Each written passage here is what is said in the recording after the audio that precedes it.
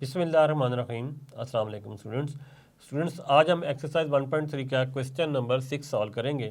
तो question number 6 है, the sum of the ages of the father and son is 72 years. यानी बाप और बेटे की जो उम्रें हैं उनका जो सम किया जाए तो वो 72 ईयर बनते हैं। 6 ईयर एगो, 6 साल पहले, the father's age was 2 time the age of the son. 6 साल पहले बाप की उम्र बेटे की उम्र से 2 टाइम के बराबर थी।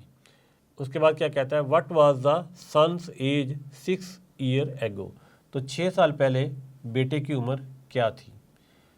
क्वेश्चन दोबारा समझ लें कि बाप और बेटे की उम्रों का सम जो है वो 72 ईयर है। 6 साल पहले बाप की उम्र बेटे की उम्र से 2 टाइम्स थी। What was the son's age 6 year ago. 6 साल पहले बेटे की उम्र कितनी थी। तो सॉल्व करते हैं, या हम लिखेंगे सोल्यूशन। अब हम सपोज कर लेते हैं कि बाप की और बेटे की उम्र क्या है। तो हम लिखेंगे लेट, यानी फर्ज कर लेते हैं सन्स एज हम कह देते हैं एक्स है, ठीक है। और फादर्स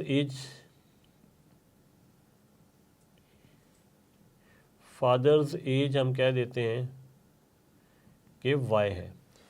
तो हमने सपोज कर लिया कि सन की एज है एक्स और फादर की एज है वाई।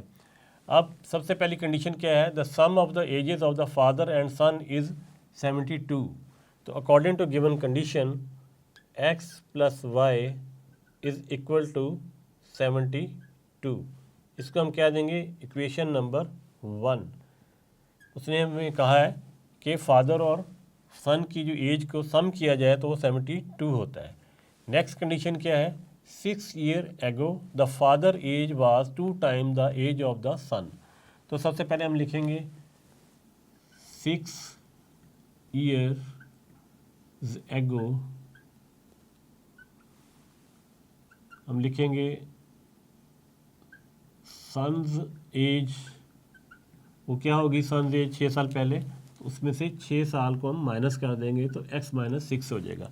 यानी फ़र्क करें, सन की एज x है तो x में से 6 हम माइनस कर देंगे तो हमें क्या मिल जाएगा, हमें 6 साल पहले की उम्र मिल जाएगी। इसी तरह फादर्स एज, वो 6 साल पहले क्या होगी, बाप की एज में से 6 साल को माइनस कर देंगे, y माइनस 6, तो ये फादर की एज हो जाएगी 6 ईयर बिफोर। अब क्या है, कंडीशन क्या है, 6 ईयर एगो, 6 साल पहले, the father age was 2 time the age of the son. तो फादर एज क्या थी 6 साल पहले, y माइनस 6 थी, वो किसके बराबर थी, 2 टाइम द एज ऑफ सन, यानी बेटे की एज से 2 टाइम के बराबर फादर की एज थी। तो इसे सॉल्व कर लेते हैं, y minus 6 is equal to 2x minus 2 6 ज़ा 12। अब 12 के इधर ले आते हैं तो माइनस 6 इधर ही रहेगा, 12 इधर आके प्लस हो जाएगा, प्लस 12, ये y उस तरफ चला जाएगा, 2x माइनस y हो जाएगा, और 12 में से 6 को माइनस करते हैं तो आंसर आएगा 6। तो ये आ जाएगा 2x minus y is equal to 6। अब इसे इस तरह रीअरेंज भी कर सकते हैं, 2x minus Y is equal to 6, यानी इसको इधर लिख लिया, इस पूरे को इधर लिख लिया तो कोई फ़र्क नहीं पड़ता। तो ये इक्वेशन बन गई इक्वेशन नंबर 2। तो स्टूडेंट एक बात को याद रखें, जब भी आपके पास दो अननोन हो, ये अननोन वैल्यू एक्स है, वाई भी अननोन है, तो आपके पास दो इक्वेशनें बननी चाहिए। एक इक्वेशन ये बन गई है, एक इक्वेशन ये बन गई है, तब आप इन दोनों को सॉल्व कर सकते हैं।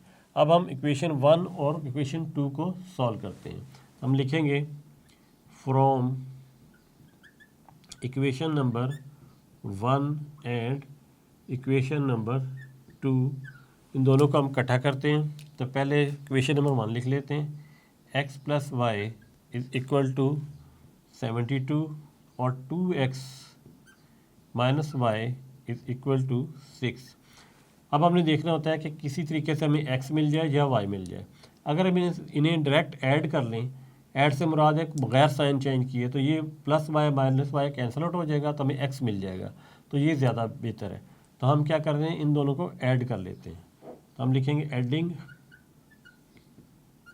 Adding equation number 1 and equation number 2। तो इनको ऐड करते हैं, ये कैंसिल आउट हो गया, यह इसका कोफिशिएंट 1 होता है, तो 2 और 1 कितना हो जाएगा 3, तो यहाँ आ जाएगा 3x इज इक्वल टू 72 में 6 ऐड करते हैं तो ये हो जाएगा 78। तो हमने चूँकि x फाइंड करना है तो हम यहाँ लिखेंगे 3x इज इक्वल टू 78, ये 3 से इधर भी डिवाइड कर देते हैं और 3 से इधर भी डिवाइड कर देते हैं, ये कैंसिल आउट हो जाएगा, ये कैंसिल होगा, 3 1 ज़ा 3, 3 2 ज़ा 6, 7 में से एक कैरी आगे चला जाएगा, 18 बन जाएगा, तो 3 6 ज़ा 18, तो हमारे पास x क्या आ गया 26, x स्टूडेंट हमारे पास 26 आ गया है। हमने क्या फाइंड करना है, हमने करना है what was the son's age 6 years ago. Son's की एज अभी तो 26 है, लेकिन 6 साल पहले क्या होगी, ज़ाहिर है 6 साल उसमें से माइनस कर देंगे तो 20 ईयर होगी, तो हम इसे इसी फार्मूले में पुट कर देते हैं, यहाँ लिख लेते हैं, हम लिखते हैं सन्स एज 6 ईयर्स एगो, यही बात, सन्स एज 6 ईयर एगो यानी बेटे की एज 6 साल पहले। तो क्या थी, हमने फाइंड की थी x माइनस 6, तो अब x की जगह हमें क्या लिखेंगे 26 और माइनस 6 ये, तो क्या हो जाएगा ये 20, तो 6 साल पहले बेटे की जो एज है वो है 20 ईयर्स, इसके साथ लिख देते हैं। तो उम्मीद करता हूँ स्टूडेंट ये क्वेश्चन भी आपको अच्छे तरीके से समझ आ गया होगा। तो मिलेंगे हम नेक्स्ट क्वेश्चन के साथ नेक्स्ट लेसन में, तब तक के लिए अल्लाह हाफिज़।